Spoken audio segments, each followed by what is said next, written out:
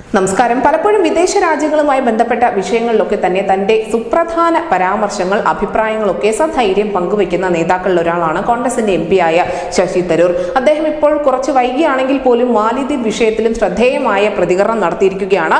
മാലിദ്വീപ് സർക്കാരിന്റെ ചൈനയുമായി വർദ്ധിച്ചു വരുന്ന അടുപ്പം നാം സൂക്ഷ്മമായി നിരീക്ഷിക്കേണ്ടതുണ്ട് എന്നാണ് ശശി തരൂർ അഭിപ്രായപ്പെടുന്നത്. നമ്മുടെ അയൽ രാജ്യങ്ങളിലെല്ലാം ചൈന അതിന്റെ സ്വാധീനം വർദ്ധിപ്പിച്ചുകൊണ്ടിരിക്കുന്നുണ്ട്. ഇത് വളരെയധികം നിരീക്ഷിക്കേണ്ടതുണ്ട് എന്നുകൂടി അദ്ദേഹം പറയുന്നുണ്ട്.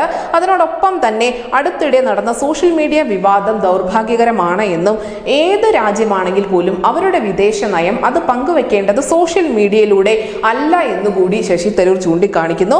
എന്തായാലും മാലിദ്വീപ് സർക്കാരിന്റെ ചൈനയുമായി വർദ്ധിച്ചു വരുന്ന അടുപ്പം നാം സൂക്ഷ്മമായി നിരീക്ഷിക്കേണ്ടതുണ്ട് എന്ന് അദ്ദേഹം പറയുന്നതിനോടൊപ്പം തന്നെ മറ്റൊരു പ്രധാനപ്പെട്ട കാര്യം കൂടി പറയുന്നുണ്ട്.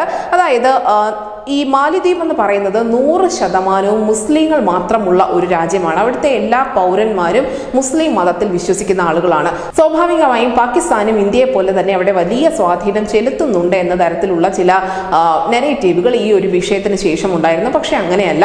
100% മുസ്ലിങ്ങളാണ് എങ്കിൽ പോലും പാകിസ്ഥാനിൽ നിന്നും കാര്യമായ ഒരു സ്വാധീനവും ഇതുവരെയും മാലിദ്വീപിൽ ഉണ്ടായിട്ടില്ല. മറിച്ച് ഇന്ത്യ തന്നെയാണ് എപ്പോഴും അവിടെ ഏറ്റവും അധികം സ്വാധീനം ചെലുത്തിയിട്ടുള്ളത് എന്നുകൂടി ശശി തരൂർ വ്യക്തമാക്കിയിരിക്കുന്നു. അതിനോടൊപ്പം തന്നെ മറ്റൊരു കാര്യം കൂടി അദ്ദേഹം പറയുന്നുണ്ട്. മാലിദ്വീപ് എല്ലാ കാലത്തും ഇന്ത്യ വിരുദ്ധമല്ല എന്നും ഇന്ത്യയെ അനുകൂലിക്കുന്ന നിരവധി നേതാക്കൾ ഇപ്പോഴും മാലിദ്വീപിൽ ഉണ്ട് എന്നും അദ്ദേഹം വ്യക്തമാക്കുന്നുണ്ട്. ഏതാനും വർഷം കൂടുമ്പോൾ മാലിദ്വീപിൽ അധികാരമാറ്റം ഉണ്ടാകുന്നുണ്ട്.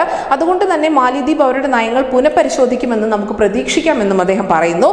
ഇന്ത്യ പല തവണ മാലിദ്വീപിനെ സഹായിച്ച ചരിത്രം വീണ്ടും ശശി തരൂർ ഓർമ്മിപ്പിക്കുന്നുമുണ്ട്. അവർ രൂക്ഷമായ ജലക്ഷാമം നേരിട്ട ഒരു സമയമുണ്ടായിരുന്നു. അന്ന് അവിടെ അധികാരത്തിലുണ്ടായിരുന്ന പാർട്ടി ഇന്ത്യക്കെതിരെ ഇന്ത്യ ഔട്ട് എന്നുള്ള ഒരു ക്യാമ്പയിൻ ഇതിനു മുൻപും നടത്തിയിട്ടുണ്ടായിരുന്നു. പക്ഷെ ഇന്ത്യ ഔട്ട് എന്ന് പറഞ്ഞ സമയത്ത് പോലും അവിടെ രൂക്ഷമായ ജലക്ഷാമം ഉണ്ടായപ്പോൾ ഇന്ത്യ ഒരു ഫലപ്രദമായ ഇടപെടൽ നടത്തി. ഇന്ത്യയാണ് അവർക്ക് കുടിവെള്ളം നൽകിയതെന്ന ഓർമ്മപ്പെടുത്തലും ശശി തരൂർ നടത്തുന്നു.